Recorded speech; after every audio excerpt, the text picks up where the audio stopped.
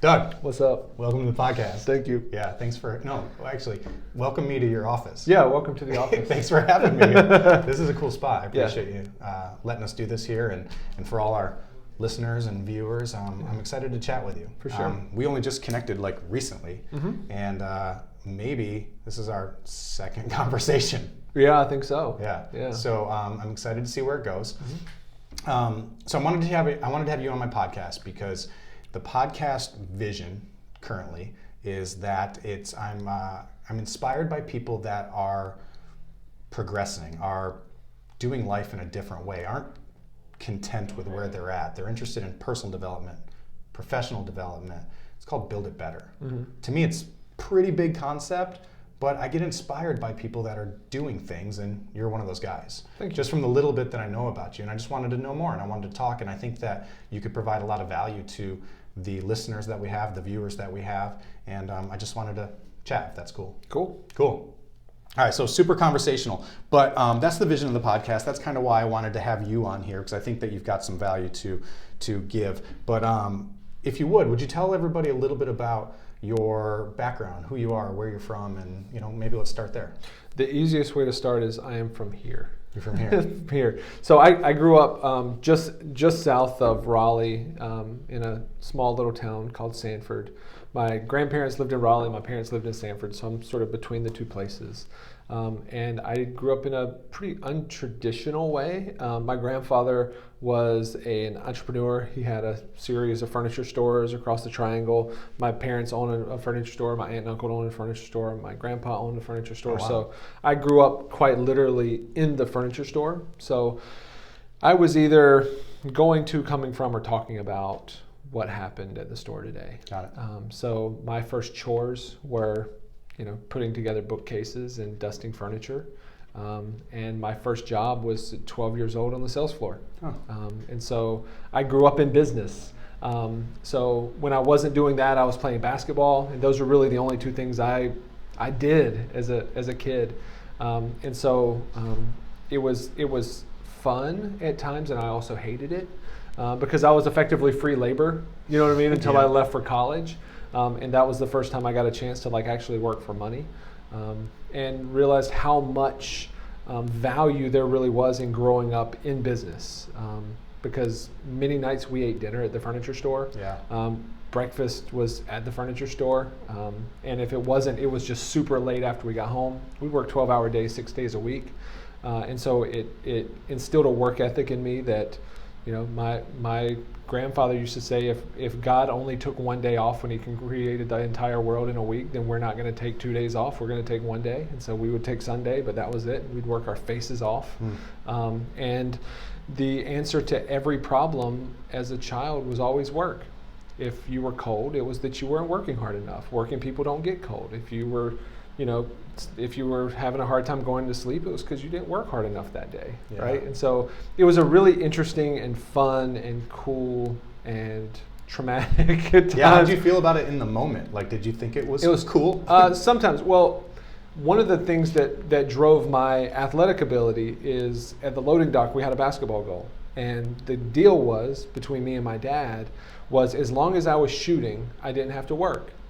And so it caused me to go. I shot 1,000 shots a day as a kid, and developed myself into a pretty good basketball player because I didn't want to put together bookcases. Yeah. And I didn't want to dust furniture. That's a good parenting lesson right there. So as long as my butt stayed outside, I could, and I was playing basketball, then it was cool. I didn't have to work. Yeah. And so, I can remember a time when I was about 13 where my dad gave me a basketball and said, if that doesn't get you to college, you might not go.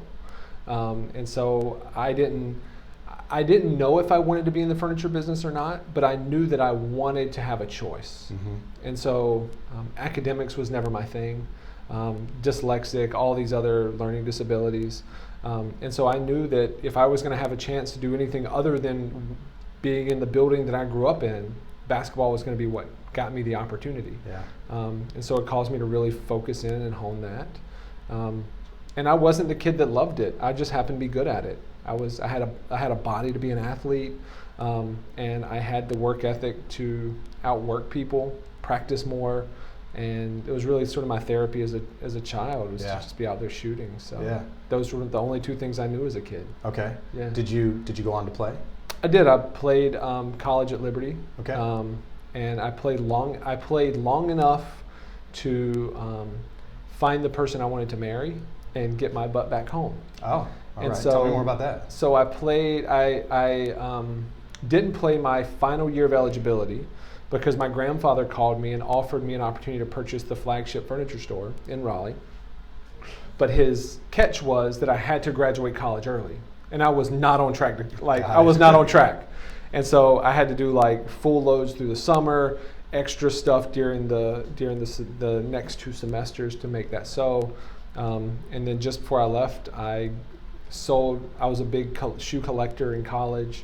And so I sold my entire Jordan collection and bought an engagement ring, gave it to my wife, because one thing that you don't do is you don't leave your girlfriend at college alone without a ring if you want to keep her. Smart. Right? So there was no way. Take notes. Right, yeah, for sure. There was no way. Yeah. I gave her a ring, I moved home with a plan for us to get married and then her to move to Raleigh with me, and I went home and took over the business. All on the Jordans. All on the Jordans. Yeah. Yeah.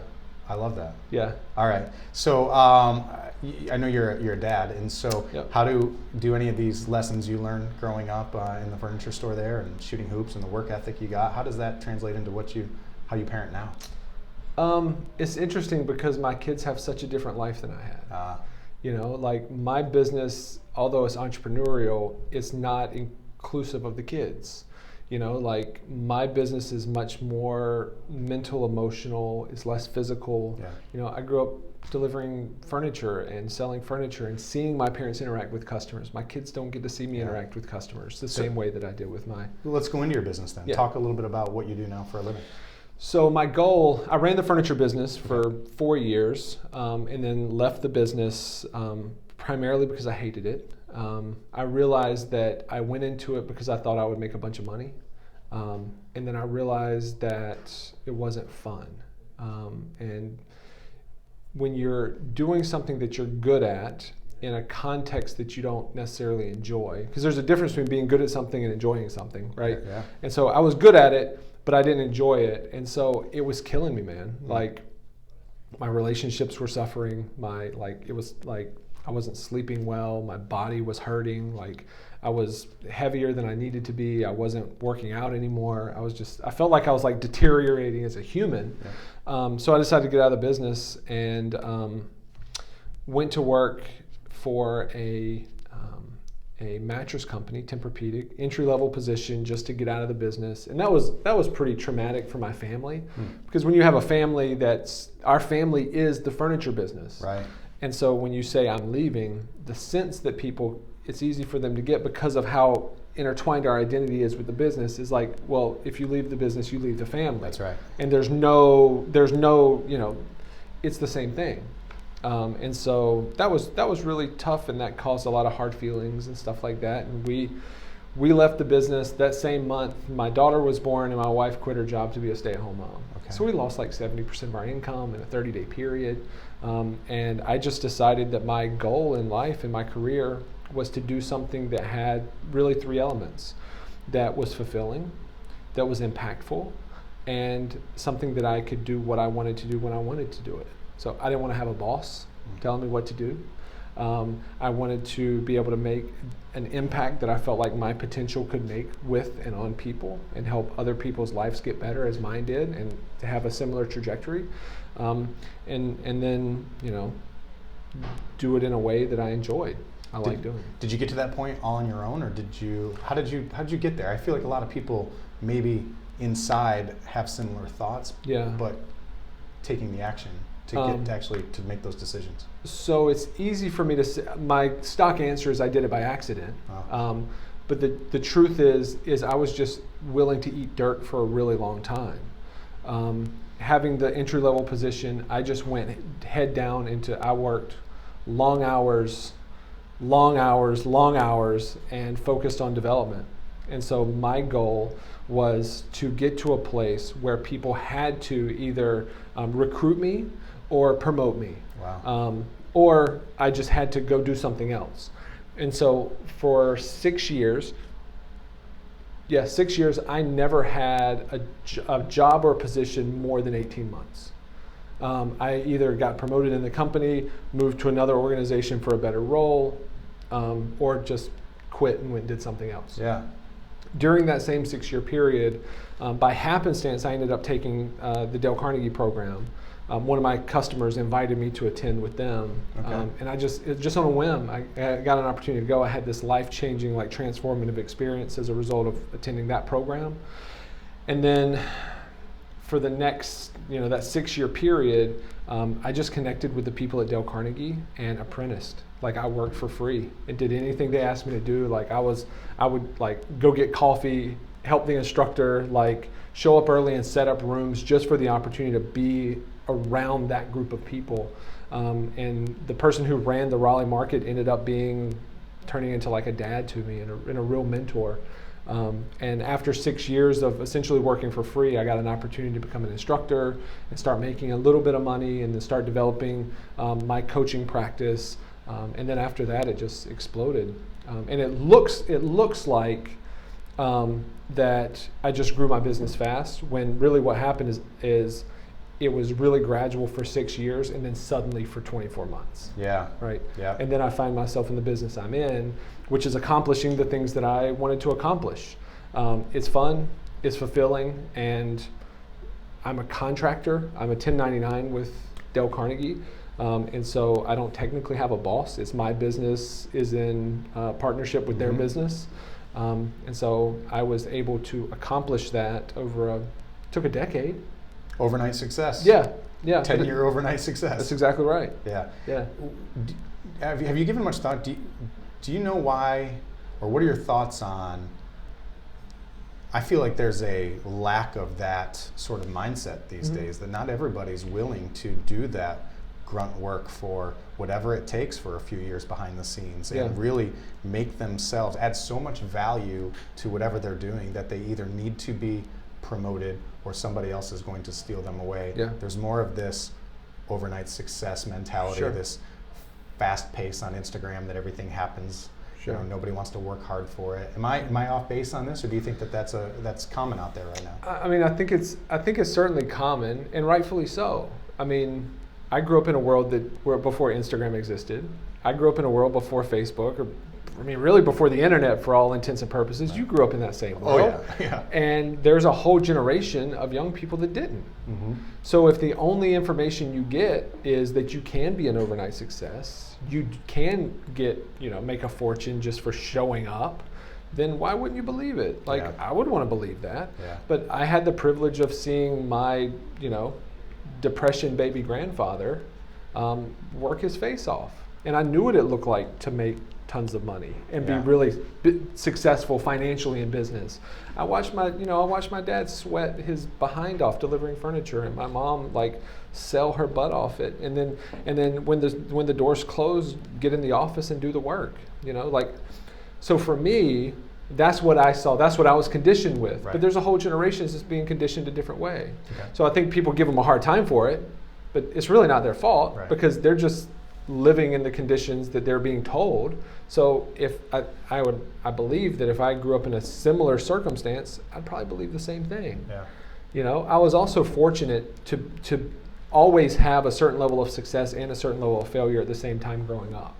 Right, being a terrible student, my teachers told me that I was garbage. Being a great athlete, my coaches told me I was the greatest of all time. Right, and so having that sort of dichotomy allowed me to never take either one so serious. So I never became depressed to the level of some kids that grow up with people telling them they're garbage. But I also never became so arrogant of the kids that grow up given trophies for going to the bathroom by themselves. Yeah. You know what I mean? It's interesting to look back and see how all these dots connected for you along the way. Yeah. It all seems to have led you exactly where you're supposed to be. Yeah. How do you What sort of mindset do you take then when you are talking with your kids? You have a younger one, but you have an older one too. Yeah. That's not seeing you with the hard work, so to speak. How do you make sure that, or do you, like, what's your parenting philosophy on what you want your kids to see?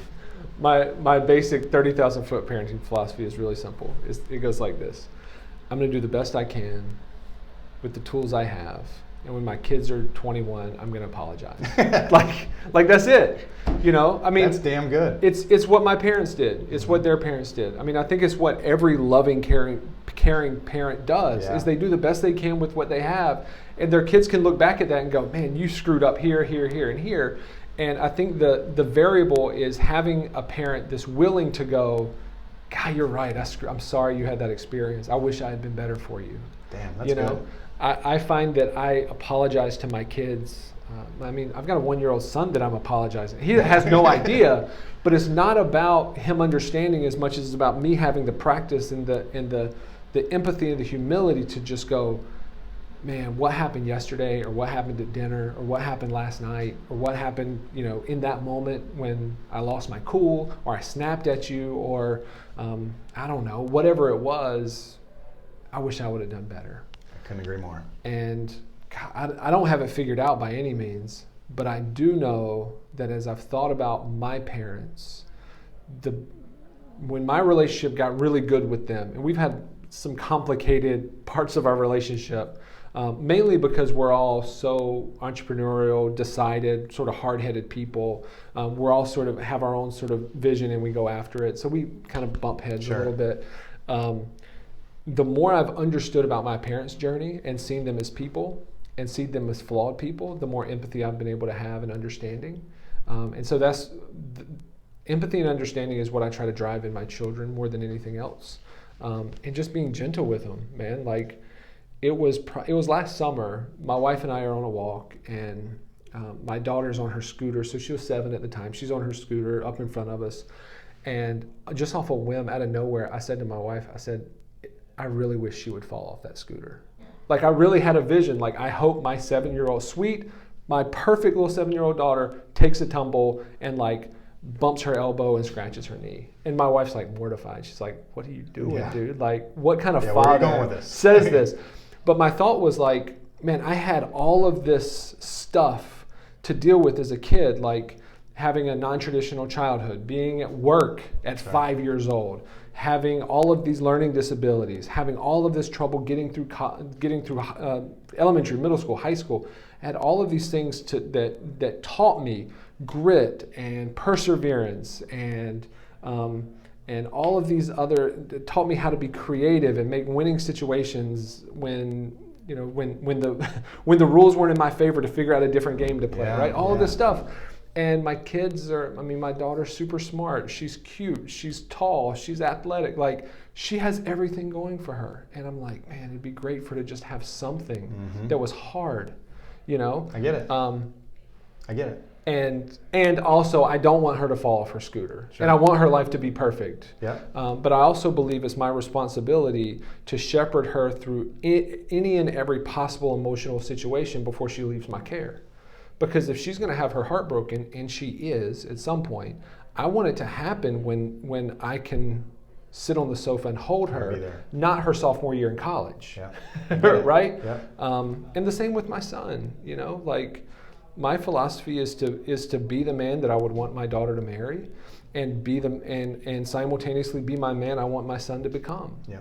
And the more I do that with humility and say, yes, and I'm sorry that I'm messing these things up. That's the best I know how to do it. I think that's great, and you said it way better than I could ever say it, but I have those exact same similar thoughts, and there's times where I struggle between, I had a bumpy childhood as well, and there's a lot of things that I dealt with that made me who I am today, and I'm super grateful for it, but in the time was so painful and so terrible that you at times don't want your kids to feel that, but you want them to benefit from the outcome of what it actually can lead to. Right? And so it's finding how do you incorporate both of those. Right. Yeah. Right. So I struggle with that as well, but I love the way you just said it. Yeah. With your business now, so you are still in the Dale Carnegie coaching program, right? What does that entail? What's that look like? What's a day-to-day look like for you? It's the most fun and the most challenging work I've ever done. My job is to create environments so that people can have conversations with themselves. Many coaches rely on their research, their study, their experience, other clients to give advice. I have learned that people don't take advice well.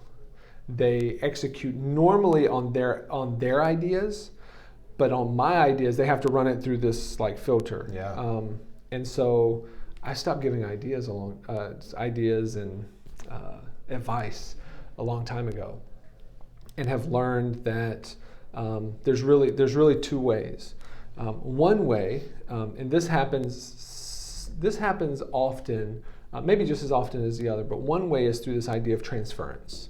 And so the idea of transference is that because I am a Dale Carnegie coach, because I'm up in front of the group, I'm speaking in front of their company or their organization or whatever, because I have a TEDx talk, or because I was a college athlete, whatever it is, people just assume I've got like my shit together, right? Which they have to assume that for me to be credible enough for them to sit down and listen to it, right? Sure. And so the game through the process is to allow them to have that belief that I've got it all together, and then slowly expose that I don't. And while slowly exposing that they have exactly what they thought I had, right? So it's transferring that guru mentality where they think it's me, but through the course of our process, I reveal to them that it's not me, it's actually them. That's great. And that takes time, right? And so that one is really fun, because when I start a program and people are asking me questions that honestly, like, I have a guess, but I don't have enough context about who they are, what they're about, where they're skilled, what their life experience is, what's going on in their world, to be able to really like truthfully give them a good contextualized answer. All the way from that, and them thinking I have the answer, to at the end, them going, I don't need to ever talk to you again. You know, like I get to work myself out of a job where for my graduates and the people that I've worked with only call me for one of three reasons. Either because of a huge success, like, hey, I just want to let you know I've got this promotion, or I started this business, or we just set this record or whatever. So it's a big success. It's a big catastrophe. They've gone through some sort of a trauma. They just found out they're getting a divorce, or their business imploded, or they suffered some sort of meaningful loss where they call me to have a conversation, or they call me to refer me. And when those things are happening, that means that I'm doing my work. Yeah. Right? And that transference is really happening, because it's not me being a great coach as much as it's me helping them to become someone who can self-coach. And that's really the sort of the game of transference. Why do you think, in your experience, why people don't believe early on or earlier on, or understand earlier on that they have it within them? What is it that leads people to? Why do people need a coach? Let me first say, I believe in coaching. I believe everybody needs to have a coach in probably about 12 different areas of their life. For sure. But what leads them to that? Man, I think it's a lot of stuff. And I mean, one of the reason I have a coach, well, there's a myriad of reasons I have a coach too. One specifically is our creativity always works faster than our rational mind, right? So if you think about, and it's almost like being too close. It's like you can't see the forest for the trees, sort of a thing. And so when we're so close to something, it's hard to be able to really step back, zoom out on your own, without having someone there that can ask some questions that isn't emotionally involved in that situation. And so one of the big reasons I think everyone needs a coach is just that. Like, we do this all the time. So when I say our creativity works faster than our rational mind is logical, but we're not logical beings, we're emotional beings.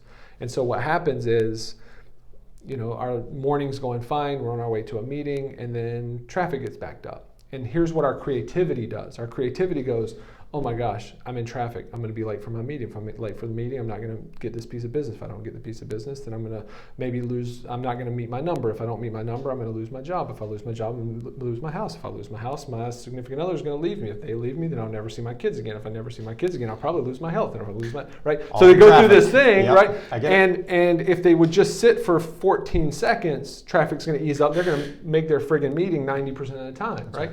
But our creativity is so much faster than our rationality.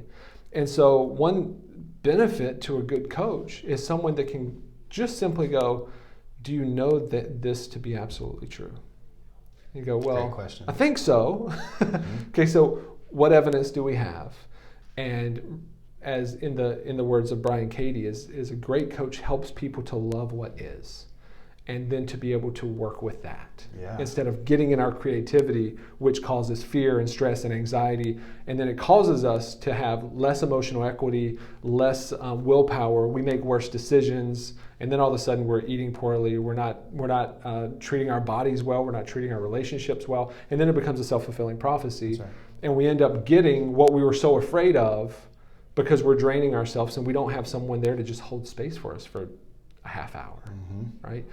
I also think everyone should be in therapy, not just coaching. Yeah, I agree.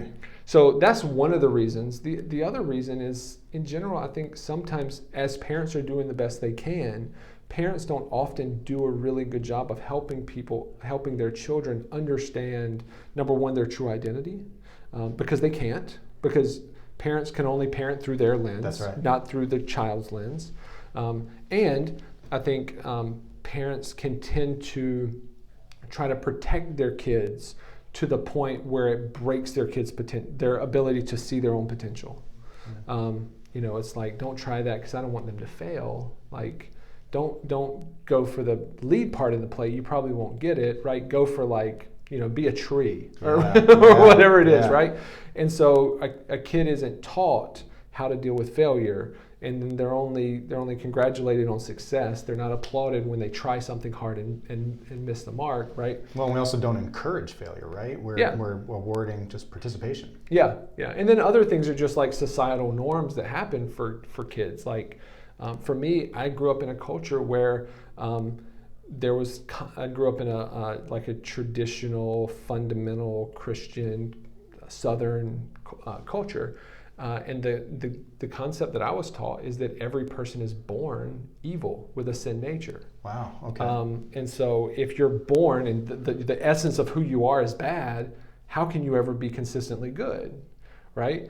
And that's a struggle. That's a struggle for a lot of people, like how they see themselves at the most basic, what's the essence of who they are.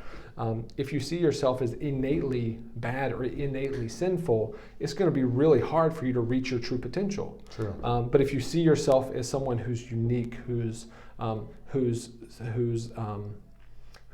innately good, if you see yourself as a good person that does bad things instead of a bad person that sometimes does bad things or does good things, that's a completely different starting point, which creates a completely different trajectory in your life. That's right. And so for some people, it's helping them square what they were taught as a kid, either on purpose or by happenstance or by experience, and what's really going on. And having someone that can hold space for a half hour, an hour on a regular basis, or to take them through an experience with a group and see that innate greatness in other people, it's easier to recognize it in yourself. That's a great answer. What about the therapy piece? I think it's rare for men to talk openly about therapy. I wish it wasn't. Yeah. But I think it is. Yeah. And you seem pretty open, and you think everybody should see a therapist. Yeah. Have you always thought that way? No, man. I was taught that therapy is for people that are emotionally weak. Like, therapy's for girls. That's right. You know what I mean? Same thing. I get it. So when did that change, or what did you do? It changed when I realized there were things about me that happened subconsciously that I couldn't control. How did you learn that? When I decided to get out of the business, there were just like, I mean, I've dealt with a certain amount of like depression, anxiety through my entire child, and some of that was that dichotomy of you're the greatest, no, you're the worst, and like that can be quite confusing. Oh yeah, very. If a coach is telling you you're the best and a teacher's telling you you're going to end up in prison, like how do you deal with that as a 10-year-old, right. for instance? And there were just some other things that I knew happened with me that was traumatic, and I accepted that they happened, but I couldn't necessarily I knew that somehow they were impacting my decisions, but I didn't really know how, right? And I didn't know how to get to the root of it, and it was stuff that would always bubble up. And it's as easy as the way that I engaged in conflict early in my marriage. My way of engaging was just to completely shut down. Temperature goes up in the room, I shut down, I'm quiet, you'll talk to me, I'll just stare at you until you give up. I didn't know why, I just thought, well, I'm uncomfortable, I don't like being in these things, I don't like conflict. But the truth is it was a manipulation tactic so that I would frustrate my wife to the point where she would throw her hands up. But guess what? We're not arguing about this anymore, and I kind of won. I totally right? can relate to that. Yeah, and so what I had to learn was, number one, I had no friggin' idea why I did that. I just knew it sucked. And I knew I wanted to have, I was learning about how to have more healthy conversations. I could give you good advice about how to do it, but then a disagreement happens with me and my wife, and I'm toast, man. And then it's just emotional manipulation. Yeah. And so there's other things, and then so through therapy, I had an opportunity to really go back and discover I had some sexual trauma as a kid. I was molested as a young kid, and how that impacts a child at the age of 5. Yeah. How does that impact you as a man at 20 something, right? When I'm starting this journey, and it's one of those things that, just like coaching, you're so close to it, and it's so deep in there, you can't dig it out yourself. And you really need someone there that can hold space and ask questions and really shepherd you or usher you through that experience, so that, number one, you can bring it up, number two, that you can deal with it, and it's a safe environment that has some strong boundaries around it, from a professional. Did the therapy uncover the trauma, or did you know of the trauma? No, I knew of the trauma. Okay. Yeah, there's some people that experience trauma that don't have memory of it. It has to be brought out for the memories to come back. Right, that's what I was thinking. That wasn't my experience. That I know of. Yeah. I was aware of every trauma that I faced, even the small little micro stuff that got deep down in there. It can be something as big as sexual trauma or abuse or something like that, but trauma also comes from small things, like that one thing that other kid said to you in 3rd grade. For some people, it just just brushes off, but for other people, somehow for kids, it can get really deep in there. I can relate to that. And without so the difference between massive traumas, those are usually pretty easy, right? Because it's okay, I know what happened to me as a 5-year-old wasn't okay. I wasn't safe. It wasn't my fault. So now I know as an adult, this is something that I must deal with. It's going to be hard, but I know I got to deal with it. There are other people that don't experience these massive things, so they're harder to identify, and they have these series of I don't know, what I would call maybe micro traumas. And there's so many of them, it's like death by 1,000 cuts. Yeah. So what's harder? To go to the hospital and go, hey, I've been shot. Look right here in my arm. There's this huge hole. Well, we can deal with that. But if you go in and say, hey, I've got 400 little wounds, well, that's harder to treat. Right. That takes more time. That's right. And so it's understanding that it doesn't have to be something that's huge that requires therapy. We've all gone through things that have impacted us positively and negatively, emotionally, spiritually, physically. And so having a professional that can walk you through, even if and therapy can be expensive. Oh, yeah. I've spent more than my fair share. I'm still spending more than my fair share on therapy. And there's sometimes that I'm doing great that I'll go, okay, I think I'm cool maybe for a month or two. But I always know I'm going back. I'm like the addict that just knows. You know what I mean? I know that at some point I'm going to have a wash of depression, and I'm not going to know where it comes from. So I'm going to have to re-engage my therapist. And I've had that relationship with therapy for a really long time. Yeah. How do you like if someone comes to you and says, they hear this today and they think they want to talk to somebody, how does somebody get started that hasn't before? Like, where would you encourage them to find somebody to talk to, find the right fit for them? Yeah, I think the first thing is really understanding the difference in terms of your need. Do you need a coach or do you need a therapist? Okay. Right. So I'm not a therapist. Right. I'm not trained to be a therapist. I have no credibility or credential to do therapy. What I can do is I can help people have a conversation with themselves. Sometimes that ends up being a conversation to the action step is therapy. The action step is really getting a better feel and understanding. For me personally, I use a service called BetterHelp that I like a lot. It's betterhelp.com. I'm not connected. I'm a user. I'm not connected to them in any way. But I like them because they do a bit of an assessment on the front end, and it's video and phone, so it's easy for me. My schedule can be quite hectic, and so it's really easy for me to jump on a call once a week or do a video chat once a week. And they get really granular in terms of understanding who you are, what you're looking for. There's a difference between different types of therapy. Some people need like real psychologists, some people like clinical psychologists, some people need people with more of a background in the religion that they grew up in, either to use that as a lens or to help usher them away from some of that worldview. And so I like their process, but there's 1,000. I mean, the most important thing is finding someone that you vibe with. It's no different than like a first date or a meeting between someone you've just met. Do you vibe or not? Yeah. Are you comfortable or not? And if you're not, find a different one. Like I don't know that there's a right answer, as much as it is like in my life, I've probably had 10 therapists. Okay. And there's also time of life. Like there was a time in my life that I really needed like a clinical psychologist to help me walk through stuff. And then there was another time that I needed someone that had a background in fundamentalism, for example, that when I was working through that stuff, and then I needed to find someone. So some of it is just awareness. Okay. And sometimes it's coaching that can help you have the awareness for therapy. And I want to be careful not to make it like everyone needs a coach, a therapist, a pastor, priest, and an imam. You know what I mean? Like that's not what I'm saying. But some of it is just understanding at least the orientation and the direction you want to go.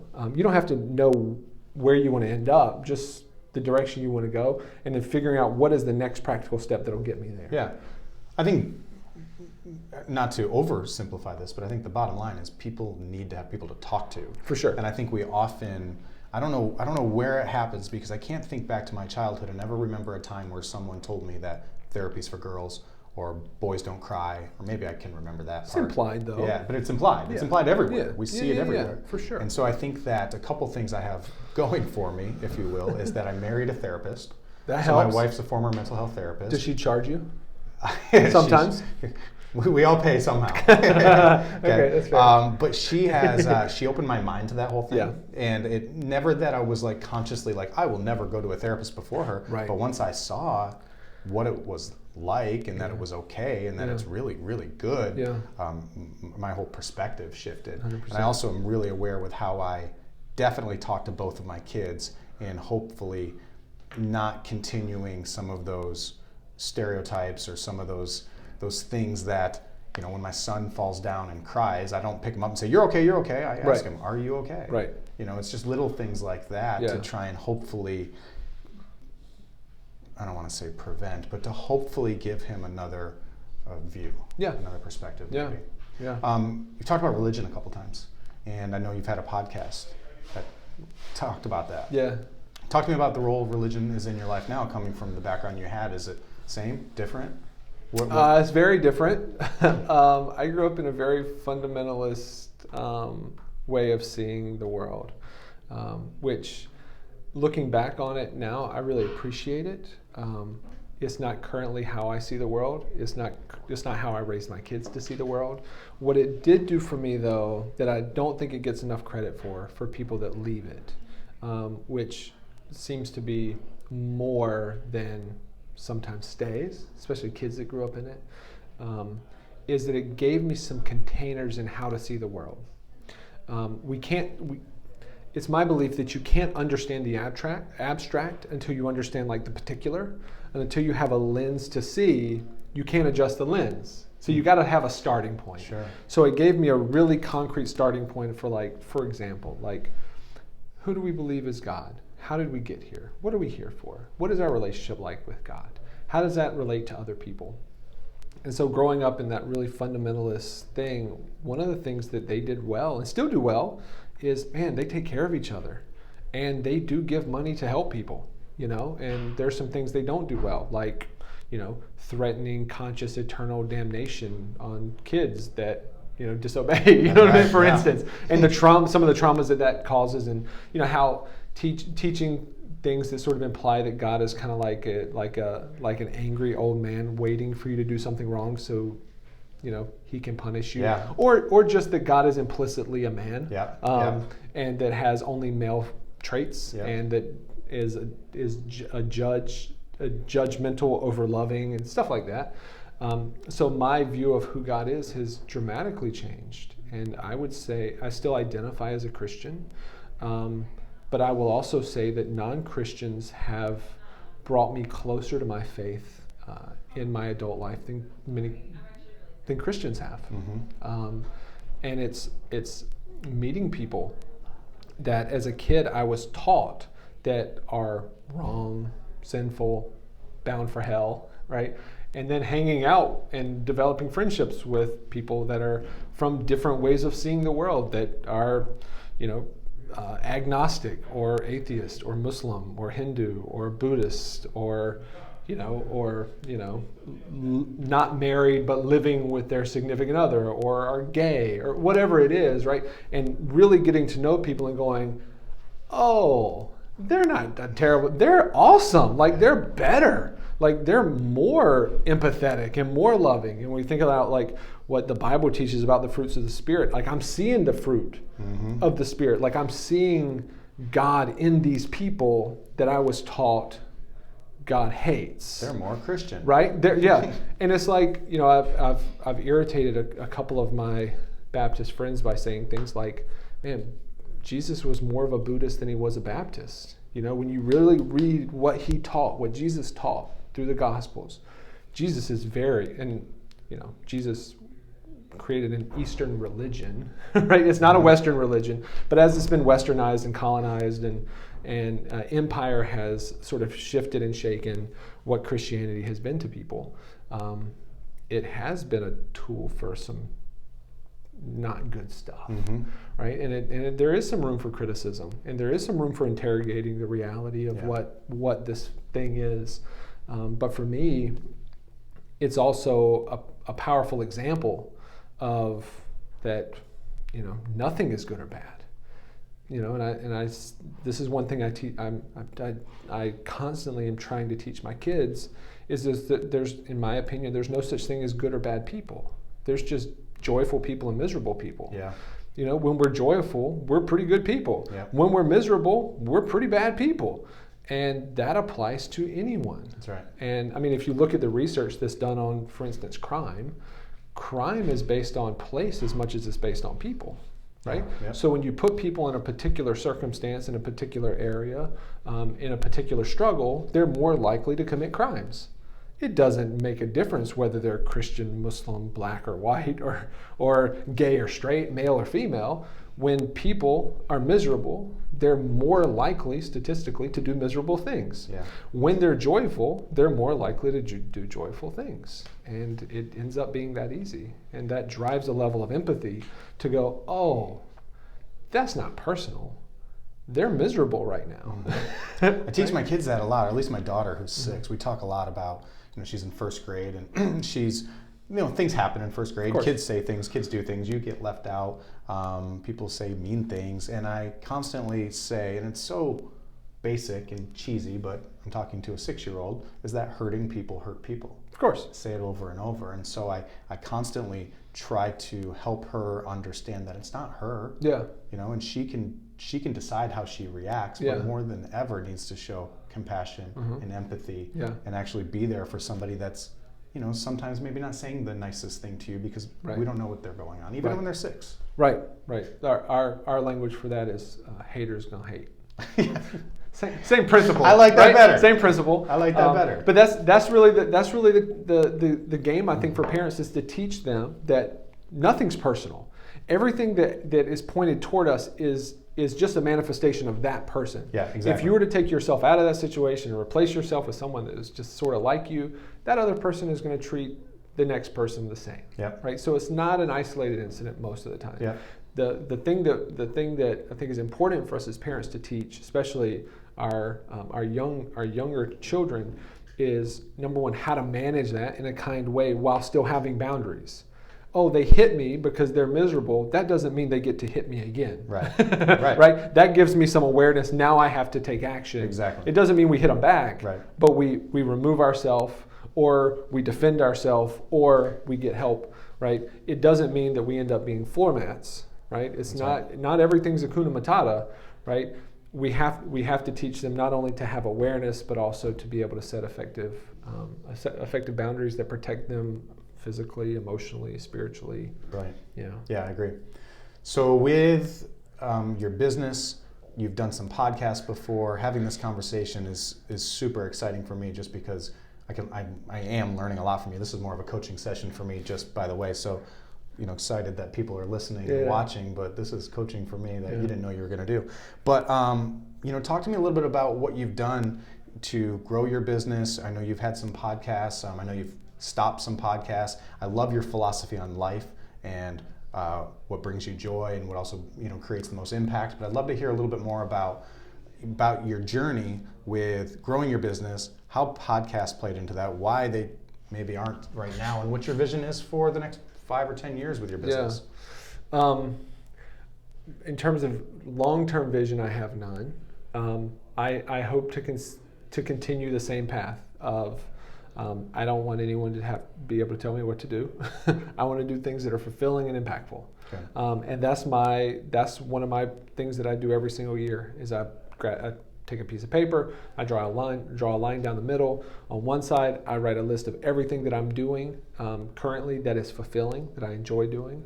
And then I write a list of all the things that I'm doing that are impactful, that are making a difference, moving the needle in some area. And then the things that are in both categories get to stay, and the things that are only in one category have to go. Wow. And so it's a constant pruning process that goes, if it's not fulfilling and impactful, it's not worth doing consistently. It could be worth doing for a month, because if it's fulfilling, cool, I should do that some. If it's impactful, but it's not fulfilling, I should do that some. But if it's not both, it doesn't get to live there. Wow. It's just a test. And that's why it's so easy for me to start a podcast and throw it away. I started the I Am Not Your Pastor podcast to do really two things. Talk about spiritual exploration and while maintaining intellectual integrity. And I did that. And I think I put out, 20 episodes, maybe 25 episodes. And it was fulfilling. And the impact wasn't having the same impact as my coaching was. Like, nobody ever came up to me and went like, hey, that podcast, that's changed my life. My marriage has gotten better. I got a promotion because I applied something. Like, people would come up to me and go, I like that podcast. That was interesting. It made me think about this, but it didn't change anybody's life. And it wasn't really intended to. I was scratching an itch. Yeah. So it was cool that people liked it, and I enjoyed it, and I enjoyed people telling me they like it and stuff. But the truth is it wasn't part of my strategy to make money. I wasn't going to pay my mortgage with it. It was just fun. So where do you spend your time? What can be joyful but maybe not impactful? Are you still playing ball, or what do you do? Where do you get fulfillment that maybe isn't related and also impacting others? Because it seems like those two have to link up right now. Is that right, or is that fair? Yeah, not all the time though. So podcasting for me is fulfilling. Okay, it's not impactful.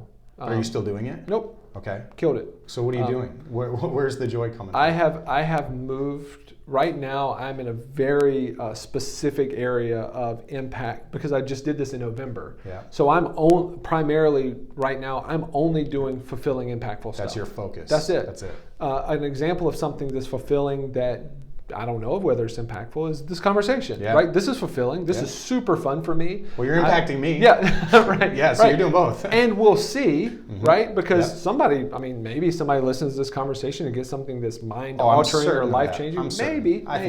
Maybe. And if it does, then that gives reason to continue to do it. Like, let's do version 2. Let's do it again in 6 months, right? And that's awesome. So if people are getting something out of this, we need to know. So we need to know. Yeah, so for this, it's fulfilling. Whether it's impactful or not is up in the air. Right?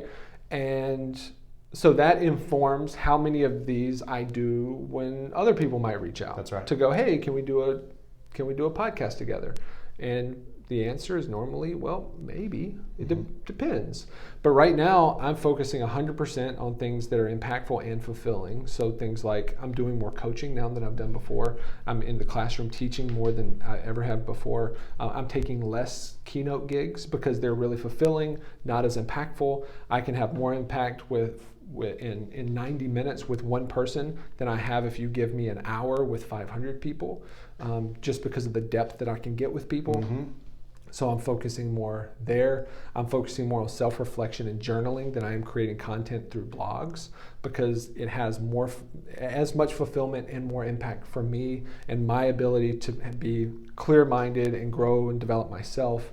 So my business since November is continuing to tick up, and I think it's because primarily of that practice of continuously pruning and being okay with going, like, this is fulfilling, this isn't as impactful as this other thing, so I'm going to double down on this thing, I'm going to kill that thing. And it's like pruning a rose bush. Like, just because it has a leaf on it and it makes the thing look fuller doesn't mean it's good for the life of the plant, right? Great point. So sometimes it needs to go. And the truth is, like, bro, if I want a podcast, I'll just start another podcast. There you go. Like, I've still got all the art, I'll just republish it. There you go. You know? And I so I find your level of self-awareness very inspiring. Like, I find it maybe unique, at least unique in the circles I've run in the past. Yeah. Do you feel like you've always been able to do this, or is this through what you've learned as a coach and through your bringing up and the coaches you've worked with? A lot of it is stuff I've learned as a coach, and then a lot of it is being when I'm bad at something, man, I'm bad at it. Like, I would rather like sell my house and move to another house than like change a light bulb. Like, I am so not handy. Like, light bulb goes out, it's like, this house is going to be too much, baby. We gotta get out of here, right? And so there's a ton of things that I'm bad at. And school was always one of those things. And when you're a kid, school is all consuming. So one of the things that I figured out early was, if I could change the game to my advantage and only play games that I'm good at, then I always win. And so I was an athlete, so I doubled down on that. It's like, man, if I can just do well enough in class, show up just enough to check the box, then I can play basketball. That's all I wanted to do. The same with business. I was an incredible salesperson. I was terrible at details and administration. So I just mitigated my weakness. And so one of the things I've been really laser focused in is really understanding what I'm the best at and what I'm terrible at. And I only do the things I'm great at, and then do minimal viable product for the things I'm terrible at, or delegate them or hire them out. Like, there's a guy, perfect example, on our bathtub in our master bathroom, there was a leak in the thing. When you turn it off, it still like dripped. Okay. And so I called the plumber the next morning, and I was like, hey man, I need somebody to come out and fix this. And he goes, oh, it's just a so-and-so, whatever it is. And he was like, it should be pretty easy. Like, it'll probably cost you like $175, $200 for us to come out. You could change it really quick. I'll send you pictures of what you need to buy at Lowe's. And if you want, you can call me and I'll just walk you through it. And my answer was, nah, bro. I appreciate that. Like, I've seen this movie before. I'm not trying to, like, this $200 fix could turn into a $20,000 problem when I crack that thing, and then the water, and then it floods my house, and I don't know how to turn the water off in my house because I can barely change the freaking light bulb. So no, dude, get your guy out here and I'll give him $200. Like, and so it's just knowing that I'm better off spending $200 on that and going and making money doing something else today that mitigates that weakness, and being comfortable with that. Like, I'm just not good at most things. Yeah. So I'm just going to do more of the stuff I'm good at. I wonder what prevents a lot of people from doing that. Maybe it's like wanting to be in control, having a perfectionist mindset that thinks they need to do all of it, which just really a perfectionist mindset is just fear, I think. But because I coach real estate agents, and one of the things I coach real estate agents on is there inevitably comes a point in their business, if they're doing the right things, if they're in the right system, if they're the right person, where they get to a point where they have a very hard time growing without giving up some control. Because the number one thing real estate agents should be doing to grow their business is lead generation, lead conversion. They should be building relationships and working with people. But there's so much other stuff that comes in real estate. And so there comes a point where I'm coaching them when they get to this point, it's like, okay, now's the time that we need to start delegating some of these other things, because the majority of your attention needs to be spent on your unique ability, the one thing that you do better than anybody else, which is why you're in this business. And I think a lot of times people try to improve their weaknesses more than developing their strengths or focusing on their strengths. Yeah. Is that something you come across in 100%? Yeah. 100%. I think another thing that really messes people up is they try to choose to be confident, and it's not possible. You can't just choose confidence. Tell me more about that. So confidence isn't a decision. Confidence is an outcome. So it's like this. I can be as confident as I want to be about my basketball ability.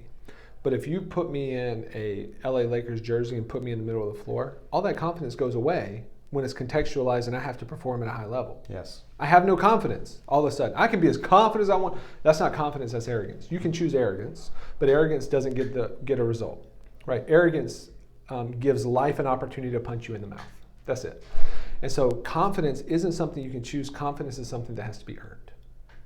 So what most people haven't done is the scary work of earning the right to be confident in any particular area, right? So they spend their time being lackluster, or they spend their time being busy, and they never develop confidence. They just develop this thing that they think is confidence because they're choosing to be confident. So they do it through how they dress or how they look or the things they say, but then that's where you get people that know a lot about a thing but can't deliver it practically and in a real world scenario. So how do you feel about the saying "fake it till you make it"? It's stupid. It's absolutely stupid. Yeah.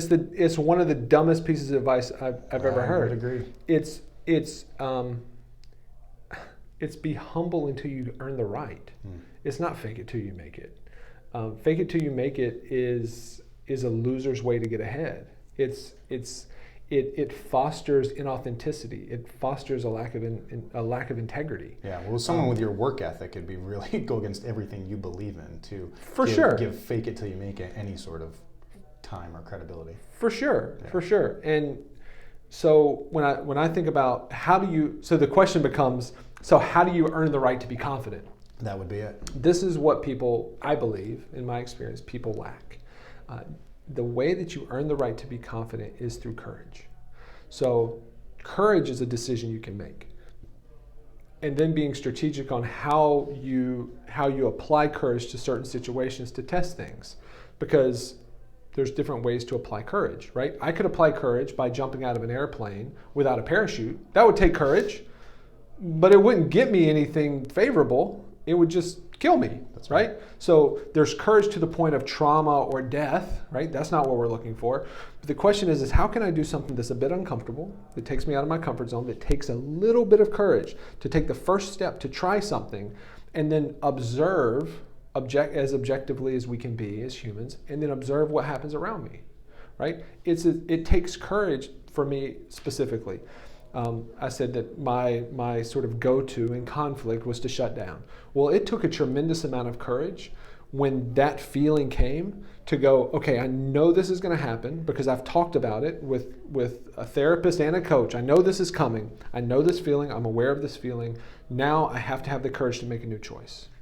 So instead of shutting down, I stand up, I walk over to my wife, I give her a hug, and I say, I really want to talk about this. This is hard for me to talk about. Yeah. Right? That is courage that gives me the ability to earn the right to be confident about my ability to be in conflict with someone I care about. Mm-hmm. Right?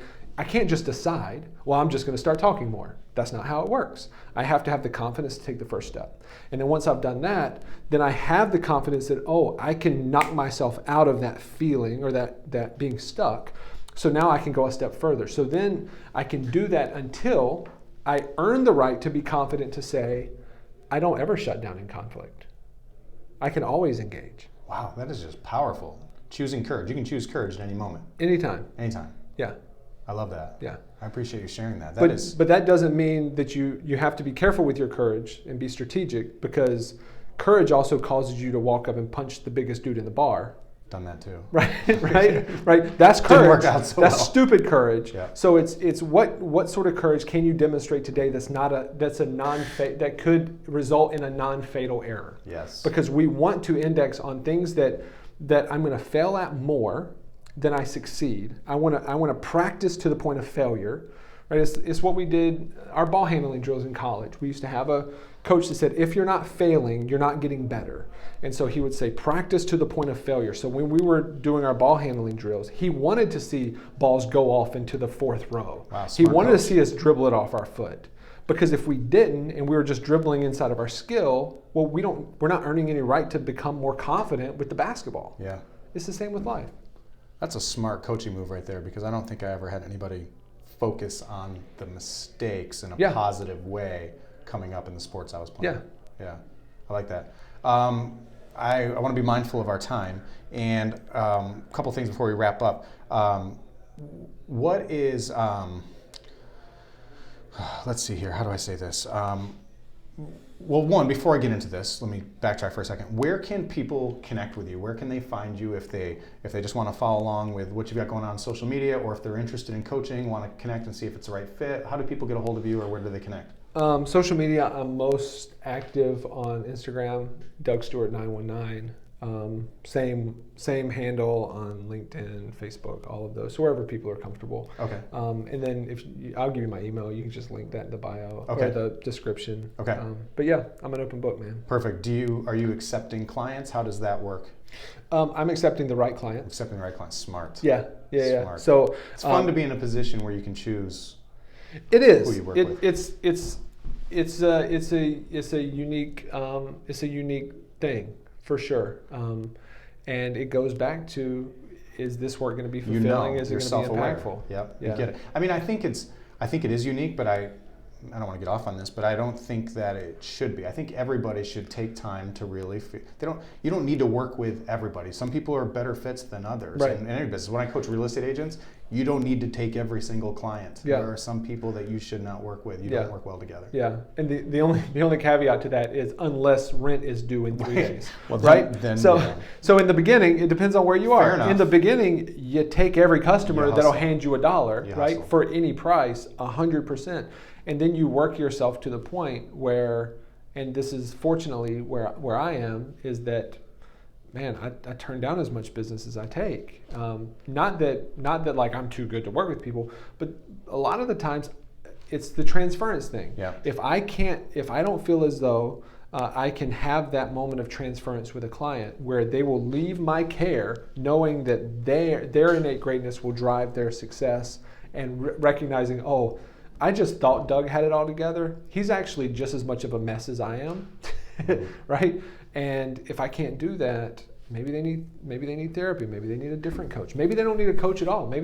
Like I had this conversation yesterday with a prospect that called me out of the blue, and he said, "Hey, I'm trying to develop a sales program, a sales strategy for this organization that I've just been hired for, and it turns out he doesn't need me.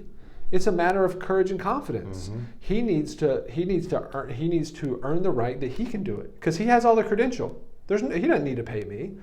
And so I just said, "Hey man, look, let's just have like a 2-hour lunch. I'll just give you as much as I can in 2 hours, and the odds are you're not going to need to hire me or anybody else, like, because you already have everything you need, right?" There's not a lot of coaches that can do that don't have a base of business where they need to sell this, they need to sell the next thing so that they're, because those dang kids, man, they're needy. They're so needy. They need, my daughter asks for breakfast every morning. What? Like, it's crazy. Too. I know, it's crazy. And Mine needs dinner and lunch also. Can you believe that? Well, it depends on how nerve. Yeah, I know. Nerve. And they want to sleep inside and do the whole thing. Oh wait, you're asleep inside? Yeah. Right. So it's just sort of understanding where you are and what value you can bring and going with it. But it's a fun business, man. Cool. I love it. I can't wait to learn more. So hopefully we can have another conversation. Sure. Final question. Yes. Okay. And I butcher my delivery on this every time. Cool. So give me some patience. Cool. I appreciate that. The title of my podcast is Build It Better. Okay. So Build It Better is, to me, building a better life, self-improvement. We kind of touched on this in the beginning. I believe, the saying that how tall will a tree grow?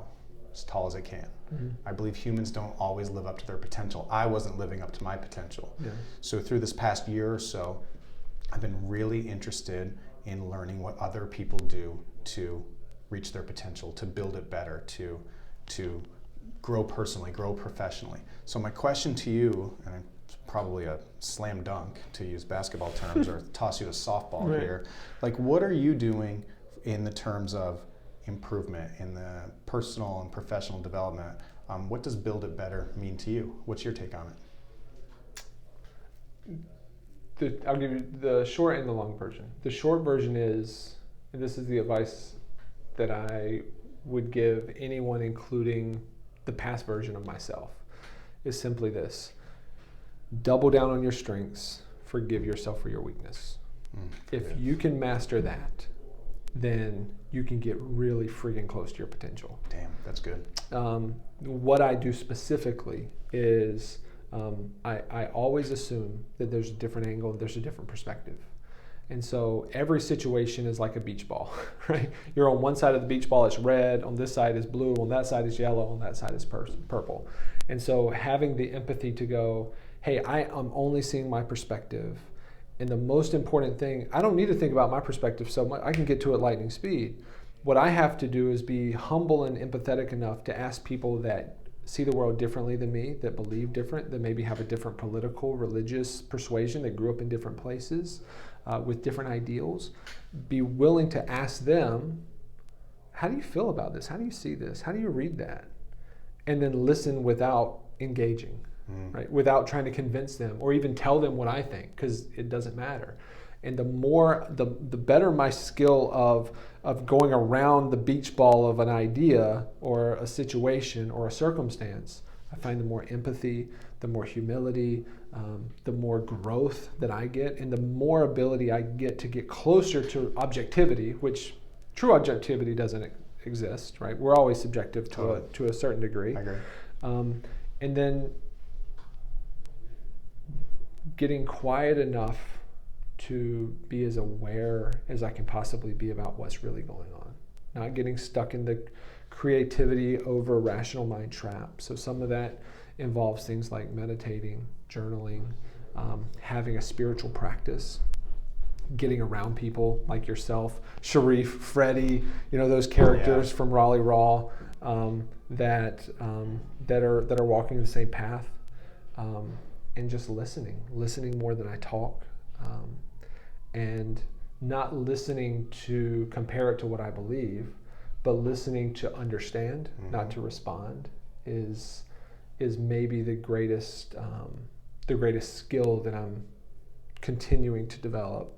I don't know that I won't ever perfect it, but man, when it comes to developing, I have learned, and I'm doing this right now, is I'm focusing on learning less and doing more, meaning, and anybody who listens to this, anyone that I ever coach, it's always true that if we would just stop learning. You don't need to learn anything else. You have enough. Just master what you already know, what you already believe. Just start doing it consistently, and you'll improve. Yeah, that's it, right? Application's the key. It's church, man. Yeah. Like, stop trying to be a better Christian. Learn more stuff about the Bible. Stop reading it for a minute. Just do the friggin' things that you say you believe, and you'll accomplish 90% of what you want to accomplish. And so I've stopped bringing in a ton of information for the last year or so and really focused on applying what I already know to be the right things to do, and it takes a lot of pressure off. My mind is clearer, more empty. I have space in my mind to really consider different perspectives and appreciate those perspectives, and that helps me see some blind spots and go, oh, I don't really believe that. I inherited that, right? I don't really believe that. That was just that one thing that happened that made me think about that issue or that people group in a certain way. Like, that's not friggin' true. That was a jerk. It wasn't a whole group of, people or types of people or types of industry. And so that's the really long answer. The short answer is just, man, double down on your strengths, forgive yourself for your weakness, do what you already know, and you can get an awful long way, just with that. No doubt. Yeah. Well, I'm super grateful you gave me the opportunity to listen more than I talk, because I got a lot out of this. So for sure, man. Appreciate it. It was a pleasure. Yeah, absolutely. It was a pleasure. Thanks so much. Yeah. All right. Thanks.